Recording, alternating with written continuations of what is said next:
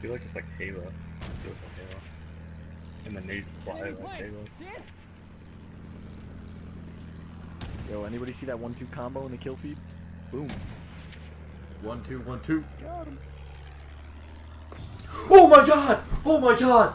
Oh god! What? What is up, you guys? It's your buddy Upshall. Today, I wanted to bring you guys some gaming news on top of some Battlefield 1 gameplay. And specifically what I'm going to be talking about today is the new release of the PlayStation Pro. If you guys didn't know, the guys over at Sony are releasing a new PlayStation 4. It's kind of like a beefed up, a beefcake of a current PS4. A lot of the specifications are similar, but what really has changed is the GPU, the graphical processing unit, and that really is where it all comes down to with regards to gaming. We're going to get a huge bump in graphical fidelity with the new PS4. So I guess the first thing you might be asking with regards to this new PlayStation and how it will be affecting current games, new games such as Battlefield 1, and whether or not we might be getting any exclusive thingamajiggies for this new PlayStation. So just to get it out of the way, we're going to run down through the specs. And this is kind of funny, but nothing has changed with the processor itself except for a slight overclocking. It's going to be still running the same CPU, the x84-64 AMD Jaguar with an 8-core processing unit. But the huge change is what's coming to the GPU, which is going to be outputting at 4.2 teraflops, which is double the output of the current graphical processing unit. And this is going to be charged by the AMD Radeon graphics engine. We're still going to be running for memory a GDDR5, 8 gigs of RAM. The storage size is going to get a buff up to 1 terabyte, which is going to be a little bit better. I actually have to go through and delete games fairly regularly just to make room for the new stuff that's coming out, new applications, yada yada yada. It is nice that they're going to be upgrading the drive because I do think that is necessary. I think 500 gigabytes is straight up too damn small for a current gen console, especially when people buy things digitally so much nowadays.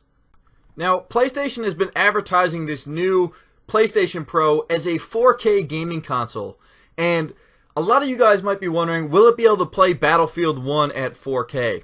Well, we already have a little bit of deception coming here from Sony with regards to true 4K gaming, because unfortunately, guys, we won't be playing Battlefield 1 in 4K.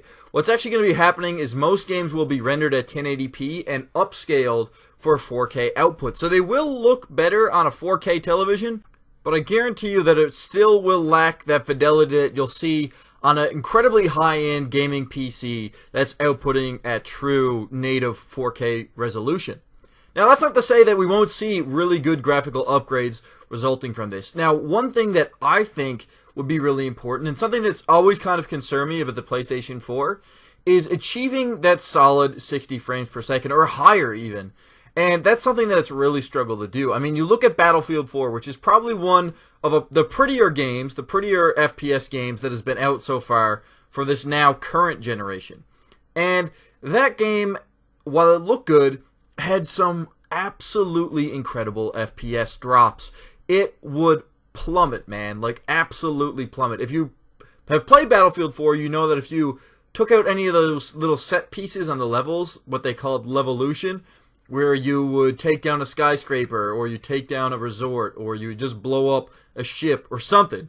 Whenever you would trigger one of these things, the frame drops would usually be absolutely horrendous. You'd never really get a true 60 FPS experience, and sometimes the frames would drop down to like 20. I know on Operation Locker, which is this infantry-centric map, if you had a bunch of people in one area with explosives going everywhere, man, the FPS dips were so bad, it felt like it was a struggle to aim.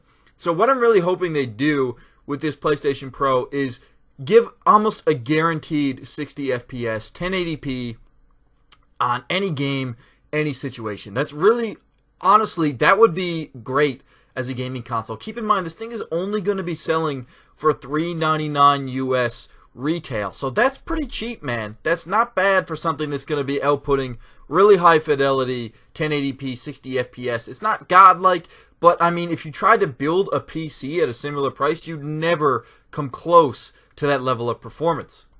you can really see this importance with FPS even now in the Battlefield 1 beta. Now keep in mind it is a beta and this may change, but currently you still see pretty huge frame dumps when the battle is kind of reaching its epic proportions, when you have like 10 infantry guys all trying to cap C, buildings crumbling, tanks rolling, planes overhead. When you get really intense situations, there is definitely a noticeable FPS drop, and I'm hoping for the people who pick up the PlayStation Pro that that thing is kind of going to be a thing of the past. That to me is the most important part of this kind of console upgrade, is really locking down the 60 frames per second. To me, I probably will wait to pick this kind of new console up because I want to see if it can lock that down. I am a console gamer. It's where I'm kind of most competitive. It's where my whole clan is. We are kind of a competitive Battlefield and Rainbow Six PlayStation 4 clan, and all of my bros are on here, so I really want to stick to PlayStation. And if this did offer something that was not necessarily the PC gaming experience, obviously we'll never be that PC master race. We are the peasants. But I would definitely be interested in picking something up that can rival at least the graphical performance. Not necessarily the modding community, not necessarily the cheaper games, obviously. But if we can close in on locking down actual frame rates. This is definitely a console that I would consider buying, but I don't necessarily think it's the most logical upgrade for anybody who already owns a PS4. But what do I know? Let me know what you guys think down in the comments down below. Will you be picking up the PlayStation Pro, or is it something you're probably gonna pass on? Let me know, guys. Thanks for watching. Leave a like if you enjoyed the video, and subscribe for more content. You guys oh, he bailed out. Oh no, he went upstairs. He's second floor. We need to take F back. Yeah, that's our problem, man. Fuck you. AT rocket gun, you bastard. They have bombers all over the place too. Trying to make a move to get that guy. Man, 1911 is so filthy.